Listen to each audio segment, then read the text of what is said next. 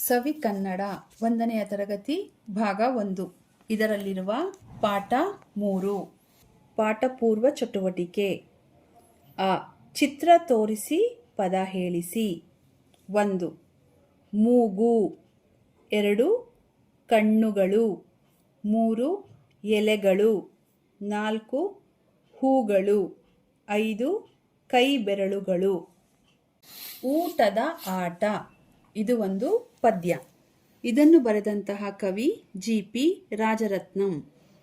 ಈ ಪದ್ಯವನ್ನು ರಾಗವಾಗಿ ಹಾಡಿ ಮಕ್ಕಳಿಂದ ಹೇಳಿಸಿ. ಮೊದಲಿಗೆ ಈ ಪದ್ಯವನ್ನು ಹೇಳುತ್ತೇನೆ, ನಂತರ ಅಭ್ಯಾಸ ಪ್ರಶ್ನೆಗಳಿಗೆ ಉತ್ತರಗಳನ್ನು ಹೇಳುತ್ತೇನೆ. 1 2 ಬಾಳೆಲೆ ಹರಡು 3 4 ಅನ್ನ ಹಾಕು 5 6 ಬೇಳೆ ಸಾರು 7 8 ಪಲ್ಯಕ್ಕೆ ದಂಟು 9 10 ಎಲೆ ಮುದಿರೆತ್ತು 1 ರಿಂದ 10 ಹೀಗಿತ್ತು ಊಟದ ಆಟವು ಮುಗಿದಿತ್ತು. ಈ ಪದ್ಯದ ಸಾರಾಂಶವೆಂದರೆ ಈ ಪದ್ಯ ಭಾಗವು ಒಂದು ಮಕ್ಕಳ ಆಟ ಅಥವಾ ಮಕ್ಕಳ ಕಾವ್ಯದಂತೆ ಕಾಣುತ್ತದೆ. ಇದರಲ್ಲಿ 1 ರಿಂದ 10ರವರೆಗಿನ ಸಂಖ್ಯೆಗಳ ಮೂಲಕ ಊಟದ ಕ್ರಮವನ್ನು ಬಣ್ಣಿಸಲಾಗಿದೆ. ಇದನ್ನು ಊಟದ ಆಟ ಎಂದು ಕರೆಯಬಹುದು. ಇಲ್ಲಿ ಮಕ್ಕಳು ಊಟ ಮಾಡುವ ಕ್ರಮವನ್ನು ಸಂಖ್ಯೆಗಳ ಜೊತೆಗೆ ಖುಷಿಯಿಂದ ಹಾಡುವ ರೀತಿಯಲ್ಲಿ ತೋರಿಸಲಾಗಿದೆ. 1 2 ಬಾಳೆಲೆ ಹರಡು ಅಂದರೆ 1 2 ಎಂದು ಎಣಿಸಿ ಬಾಳೆ ಎಲೆ ಹರಡುವುದನ್ನು ತೋರಿಸಲಾಗಿದೆ. ಊಟಕ್ಕಾಗಿ ಬಾಳೆ ಎಲೆ ಹಾಕುವುದು ನಮ್ಮ ಸಂಪ್ರದಾಯ. 3 4 ಅನ್ನ ಹಾಕು 3 4 ಎಣಿಸುತ್ತಾ ಅನ್ನ ಹಾಕಲು ಹೇಳಲಾಗಿದೆ. ಊಟದಲ್ಲಿ ಮೊದಲನೆಯದಾಗಿ ಅನ್ನ ಹಾಕುವುದು. 5 6 ಬೇಳೆ ಸಾರು 5 6 ಎಣಿಸಿ ಬೇಳೆ ಸಾರು ಹಾಕುವುದು. 7 8 ಪಲ್ಯಕ್ಕೆ ದಂಟು 8ರವರೆಗೆ ಎಣಿಸಿ ಪಲ್ಯವನ್ನು ಹಾಕುವುದು. 9 10 ಎಲೆ ಮುದಿರೆತ್ತು 9 10 ಎಣಿಸಿ ಊಟ ಮುಗಿದ ಮೇಲೆ ಎಲೆ ಮಡಿಸುವುದನ್ನು ಇಲ್ಲಿ ಹೇಳಲಾಗುತ್ತದೆ. 1 ರಿಂದ 10 ಹೀಗಿತ್ತು ಊಟದ ಆಟವು ಮುಗಿದಿತ್ತು ಅಂದರೆ 1 ಸಂಖ್ಯೆಯಿಂದ 10ರವರೆಗೆ ಹಾಡುತ್ತಾ ಊಟದ ಆಟವನ್ನು ಪೂರೈಸುವಂತಾಗಿದೆ. ಇದು ಆಟದ ಅಂತ್ಯವನ್ನು ಸೂಚಿಸುತ್ತದೆ.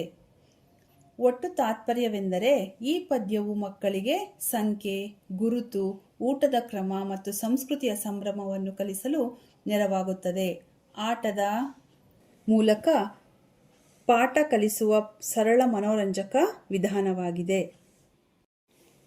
ಈ ಪದ್ಯದಲ್ಲಿ ಕೇಳಿದ ಪದಗಳು 1 2 ಬಾಳೆಲೆ ಹರಡು 3 4 ಅನ್ನ ಹಾಕು 5 6 ಬೇಳೆ ಸಾರು 7 8 ಪಲ್ಯ ದಂಟು 9 10 ಎಲೆ ಮುದಿರು ಎತ್ತು ಊಟ. ಪದಗಳ ಅರ್ಥ. ಪಲ್ಯ ಅಂದರೆ ತರಕಾರಿಯಿಂದ ಮಾಡಿದ ಪದಾರ್ಥ, ತಾಳದ.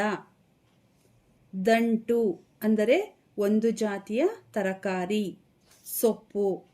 ಮುದಿರು ಅಂದರೆ ಮುಚ್ಚು, ಮಡಿಚು. ಅಭ್ಯಾಸ ಪ್ರಶ್ನೆಗಳು. ಅ ನೀಡಿರುವ ಪದಗಳನ್ನು ಹೇಳಿ ಮಕ್ಕಳಿಂದ ಹೇಳಿಸಿ.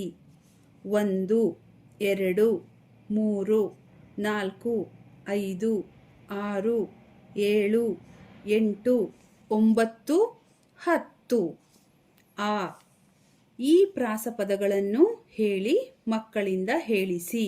1 2 ಹರಡು 2 6 ಸಾರು 3 8 ದಂಟು 4 10 ಎತ್ತು.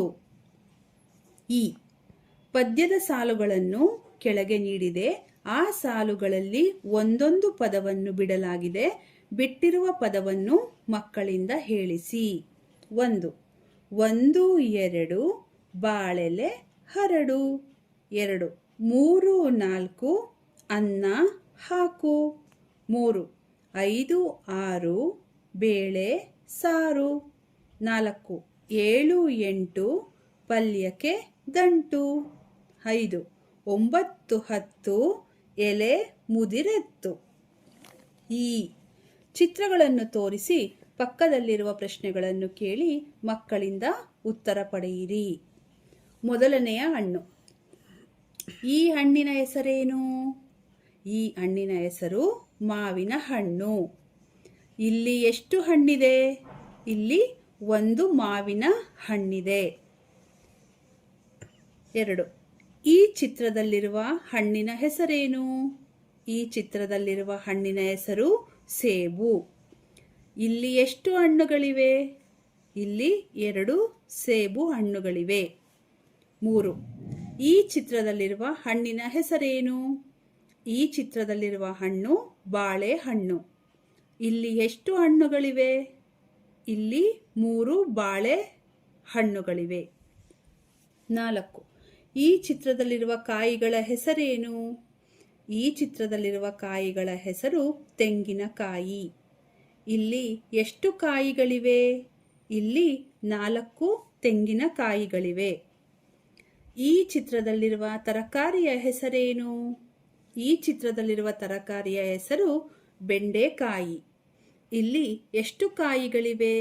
ಇಲ್ಲಿ 5 ಬೆಂಡೆಕಾಯಿಗಳಿವೆ.